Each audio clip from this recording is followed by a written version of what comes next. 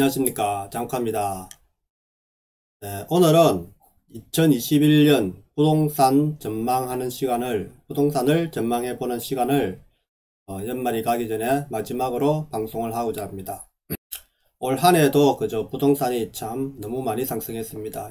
제가 어제 서울에 갔다 왔습니다. 서울에 아침 비행기로 갔다가 저녁 비행기로 내려왔는데, 간 이유는 역삼동, 그죠? 저희 자녀 중에 한 명이 서울로 이제 가게 됐습니다. 그래서 살 수 있는 방을 구해주러 갔다 왔습니다. 강남 쪽에 이제 역삼역 쪽에 이제 일을 하게 돼서 그쪽에서 이제 그쪽으로 가게 돼서 갔다 왔는데 역시 다르더라고요. 역삼동이, 그죠?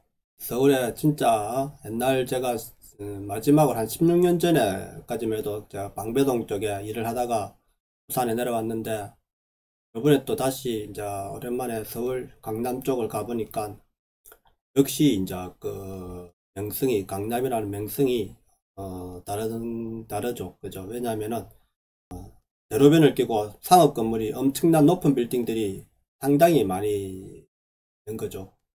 그것이 모두가 사무실, 그죠? 첨단 IT 기업들이 거의 대부분인 사무실들이 절비에 있는 거고, 거기에는 그죠, 강남에는 간판이 없습니다. 왜냐하면은 기업 사무실들은 간판을 안 걸잖아요. 그죠? 내부에 들어가야 간판이 뭐 안에 그 뭐 이제 층별로 뭐 보이던 거, 아예 간판이 없는 건물들이 많죠.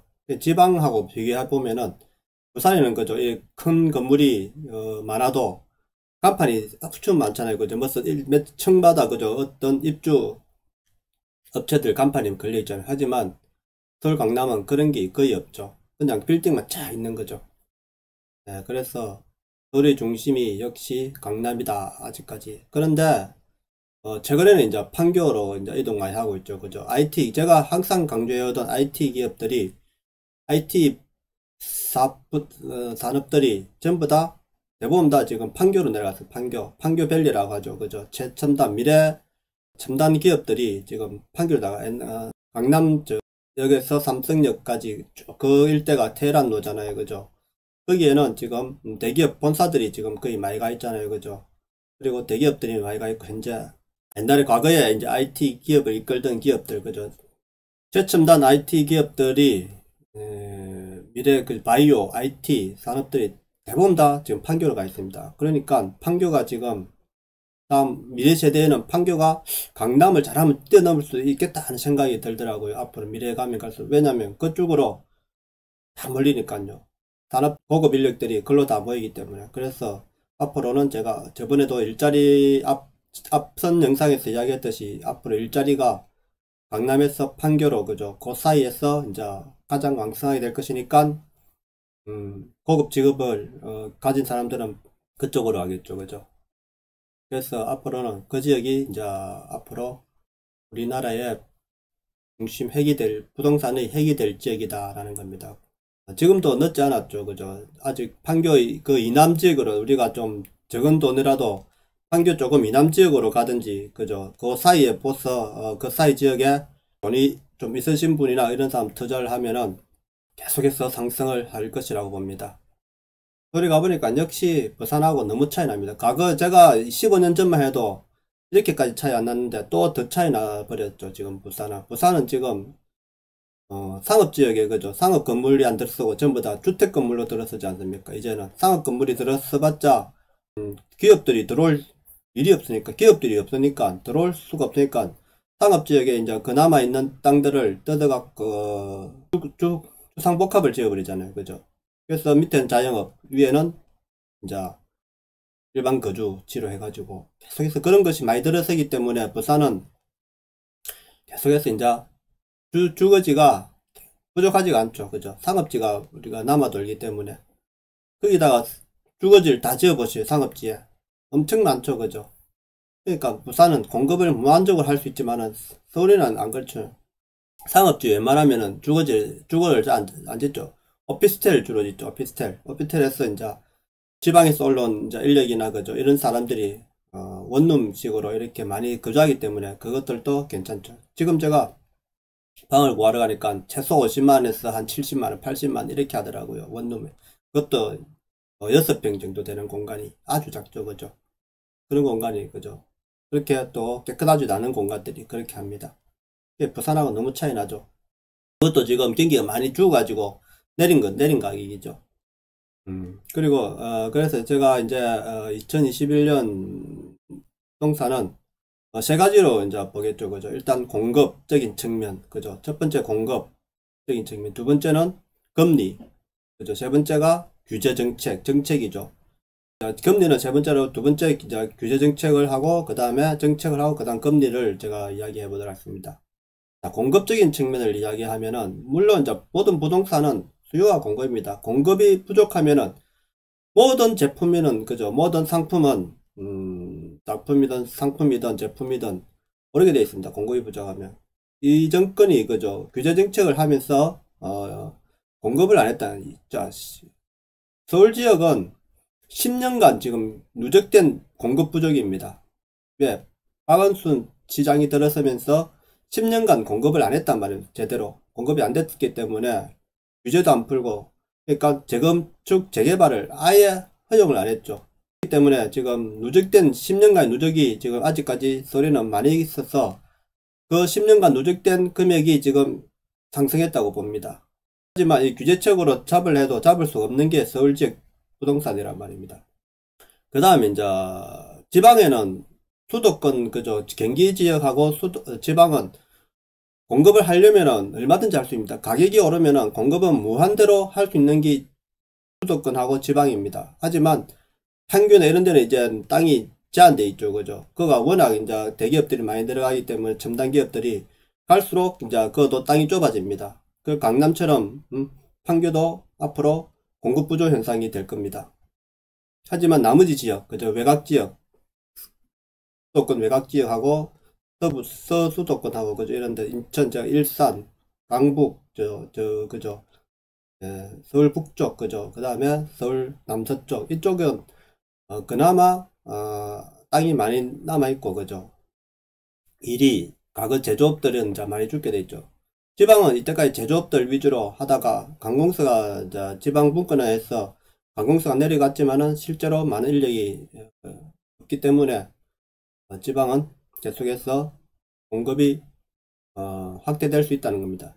가격은 올랐고 공급할 지역은 많기 때문에 공급은 계속 늘어날 것입니다. 물론 일부 도심 핵심, 그죠? 그 중에 대장 아파트, 그 부자 동네, 그죠? 각 지역마다, 강력시마다 그런 지역은 아무래도 좀 몰리는 현상이 있기 때문에 아직까지는 견디기는 하겠지만은 계속해서 오랫동안 버티기는 힘들다 봅니다. 왜냐면은 꼭 그 지역에 살아야 되는, 그 주변 지역에 살아도 충분히 거리가 상으로 멀지 않기 때문에 수도권처럼 그렇진 않은 거죠.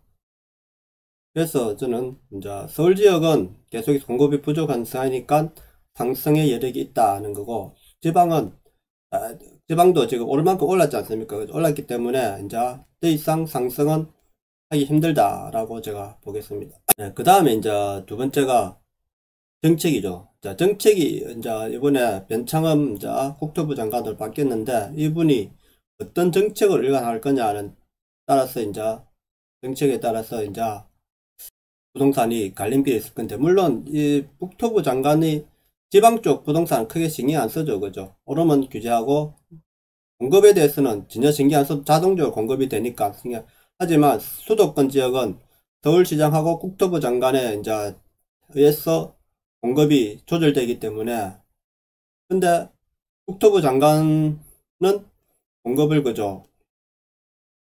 계속해서 안 하고 공공임대 쪽으로 계속 추진하고 하잖아요. 그죠? 이 정부의 정권의 핵심 정책이 그거기 때문에, 공공이니까 모든 것을 공공이 해야 된다는 거죠. 하지만 내년 4월 선거, 그죠? 서울시장 선거에 따라서 여당이 들어오냐 야당이 들어오냐 따라서 이제 이게 공급 신호가 바뀔 겁니다. 그죠? 아무래도 서울시장도 그만큼 입김이 있기 때문에, 지금 야당이 만약에 서울시장이 된다면 공급 확대 정책으로 갈 것이고, 그럼 재건축, 재개발 규제가 풀림을 해서 엄청난 또 개발이 있을 겁니다. 그죠? 그래서 내년까지는 하여튼 공급을 늘린데도 한 그게 3년간은 가기 때문에 아직까지 3년간은 최소한 공급이 부족하겠죠. 그죠? 하지만 시그널이 있잖아요. 그죠? 우리가 공급이 확대된다 시그널이 있기 때문에 내년까지는 그래도 하락기지 기미는 없을 겁니다. 한 내후년은 가봐야 다시 가스 이제 실제로 얼마큼이나 공급되는지에 따라서 이게 서울 부동산 안정을 취할 것이냐는 결과가 나올 것입니다. 그래서 그거는 내년까지는 공급이 계속해서 부족하기 때문에 정책을 하더라도 공급 정책을 하더라도 부족하기 때문에 오를 것이다 하는 겁니다. 그 다음 이제 금리가 있죠. 그죠? 자, 내년에 금리가 인상이 될 것이냐 안 될 것이냐가 이제 요소인데, 자, 분명히 우리가 코로나 팬데믹에 의해서 엄청난 그저 통화 유동성이 늘어났잖아요. 그죠? 하지만 그 돈을 이제는 걷어들여야죠. 무조건 그걸 풀어놓는다고 해서 좋은 건 아니에요. 그걸 풀었다고 해서 우리가 기업이 살아나고 뭐 경기가 활성화되고 이게 아니다 아닙니까? 그죠? 아무리 그래도 이게. 하지만 망할 기업을 조금 연장시켜 줬다는 겁니다. 망할 수 있는 자영업자를 조금 연장을 시켜 줬다는 겁니다. 하지만 내년부터는 자 분명히 이 미국부터 시작해서 백신 지금 접종하고 있잖아요. 그죠? 그래서 이게 백신 접종이 얼마나 되냐에 따라서 미국 사회가 경제가 그죠? 어떻게 돌아가냐에 따라서 이제 금리를 인상할 것입니다. 하지만 내년 하반기 지나서 말쯤 돼야 금리 인상이 될 것 같습니다. 제가 볼 때는, 제가 생각할 때, 물론 이제 그 시기는 조금 이제 차이가 있겠지만은 내년 하반기 그죠? 말쯤 가야 이제 이게 금리 상승이 있을 거로 제가. 그래서 금리는 내년 하반기에는 꼭 미국이 올림으로 해서 우리도 덩달아 올라가야 된다는 겁니다. 그래서 금리 인상으로 인해서 대출을 받고 많이 받고 그죠? 이래 집을 산 분들은 조금 힘들어질 겁니다. 그래서 그거로 인해서 내후년쯤 되면은 아무래도 상당한 금리가 한 2단계 3단계 정도 올라가면은 내후년에 그죠? 내년은 많이 올라가진 않을 거니까 조금씩 올라갈 거니까 또 급속하게 올라갈 수, 이게 빨리 이제 만약에 경기가 엄청 빨리 살아나면은 빨리 걷어들일 겁니다. 그죠? 빨리 걷어들이면은 금리 인상이 빨리 올라갈 겁니다. 그러면 우리도 등달아 빨리 올라가야 될 겁니다. 그럼으로써 부동산 시장에 급락한 하락도 예상되어집니다. 그렇지만 그렇게 급하게 올라가기는 힘들 것으로, 당장은 이제 힘들 것으로 보니까 내년까지는. 그래서 금리 영향에 상당히 조금 받을 거라고 생각됩니다. 그래서 저는 이제 서울 지역은 수도권에서 내년에 부동산 지역은 서울은 이제 아직까지 상승세가 조금 더 될 거다. 하지만 큰 상승세는 아니고 완만한 상승을 지키는, 그죠? 이때까지 올라간 것을 지키는 선에서 될 것이고, 특히 이제 저는 강남이나 판교 쪽이 계속해서 최고점을 찍는 시장이 계속 나올 거라고 봅니다. 저는 판교 쪽으로 사람들이 많이 투자를 갈 거라고 봅니다. 앞으로 판교 근처로. 그래서 서울, 강남, 이남 쪽이 앞으로 대세가 되지 않을까 하는 생각입니다. 아직까지. 그 다음에 이제 수도권은 상승지역과 하락지역이 이제 갈림길에 있을 거라고 봅니다. 저는 상승지역은 계속 상승을 하겠지만은 공급이 수도권은 많이 늘어났기 때문에 하락지역도 늘어날 것입니다. 하지만 수도권 전체가 지금 오르는 이유는 지방에서 많은 인력이 수도권으로 다 들어갔다는 겁니다. 그래서 강남으로 다 들어갈 수 없기 때문에 그죠? 조금 이제 오래된 사람들, 직장을 구한 사람, 집을 빨리 사야 되겠다. 서울에 이제 직장을 구한 사람들은 빨리 사야겠다는 생각으로 조금 거리가 멀어도 계속해서 집을 연끌했단 말입니다. 하지만 그것이 이제 잘된 선택이냐 안 된 선택이냐 내년 하반기 가면은 그 결과가 나타날 겁니다. 그래서 내년 하반기부터는 좀 외곽지역, 그죠? 제 외진 지역은 제가 하지 말했잖아요. 그죠? 그런 지역은 하락세를 나타낼 것으로 보입니다. 이제 지방은 이제 광역시, 그죠? 광역시로만 이제 보면은 상승세는 저는 꺾였다고 봅니다. 지금 벌써 제가 볼 때, 데이터를 볼 때 벌써 상승세는 지금 꺾인 걸로 보입니다. 그렇기 때문에 이제는 그 투기 수요들이 내려올 수는 없다, 내려오진 않을 거라 봅니다. 지금 우리가 지방의 땅의 가치에 비해서, 그죠? 집값의 가치에 비해서 한 1.5배 정도는, 그죠? 상승해 있기 때문에 거기에다가 더 투자해가지고 내가, 돈을 불리겠다는 생각은 안 할 겁니다. 그래서 부동산 투기 세력들이 내년에는 당분간 못 내려올 걸로. 규제도 많고, 그죠? 이 규제가 많기 때문에 이 정부의 정책의 규제를 풀어줄 것도 아니기 때문에 이 이상 먹을 것이 없다고 볼 것입니다. 하지만 국소적으로, 그죠? 조금, 차라리 이제 광역시 외곽 지역에, 그죠? 그런데 이제 일부적으로 이제 조금씩 자금이 들어오겠는데, 하지만 그것은 큰 영향을 못 미칠 걸로 보입니다. 그래서 지방은 상승세가 꺾였기 때문에 내년 하반기부터는 6월달을 경계로 해서 하락세가 이제 나타나기 시작할 겁니다. 상당히 급격하게 나타날 수 있습니다. 지방은, 그죠? 시장의 그 수도권하고 상태를 봐가면서 하기 때문에 저는 지방이 먼저 하락을 할 것, 수도권보다는 지방이 먼저 하락할 걸로 보입니다. 그래서 지방이 먼저 무너지고, 그 다음에 수도권 외곽지역이 무너지고, 그 다음에 이제 강남이나 판교들이 약간씩 이제 하락하는 이런 기조로 가지 않겠느냐 하는 생각입니다. 그 지역 기반의 그죠 사람들에 대한 이제 소득의 수준에 맞춰가야 되기 때문에 소득이 크게 늘어나지 않는 상태에서는 더 이상 오르기는 힘들다고 봅니다. 그 소득을 받쳐줄 때. 하지만 우리가 코로나 전국에서 벗어나서 부도 이제 집중화 되지 않습니까? 앞으로 작은 투자도 지금 있는 사람이 더 자본을 벌게 되고 없는 사람은 더 힘들어졌습니다. 그죠? 이것이 바로 이제 현 정권이 그죠? 지어온 잘못된 정책으로 해서 어려운 사람들이 더 어려워진 사회가 되기 때문에 우리가 부자들도 지금 더 부를 누렸지만은 더 많은 부를 벌었지만은 그것도 이제 세금으로 걷어가기 때문에 상당한 이제 충격이 있을 겁니다. 이런 정책들을 바꿔야 됩니다. 우리가 세금을 많이 걷어가지고 경제를 살릴 수 있는 방법은 없습니다. 그래서 현 정권이 계속 유지된다면은 계속해서 이런 어려운 상태가 유지되기 때문에 저는 다음 정권에서는 내년에는 이제 서울시장, 부산시장이 이제 따라서 어떤 정책의 변화가 있을 거고, 그 다음에 내후년에 대선에 의해서 정책이 달라지기 때문에 그 이후로는 이제 다시 다른 변화가 있을 것입니다. 하지만 이번 정권에 있어서 절대로 이때까지 유지한 정책을 계속 고수하기 때문에 쉽게 이제 살아가지는 않는 거죠. 그래서 너무 많이 상승되면은 규제 정책으로 계속 일관할 경우는 양극화가 더욱 심해집니다.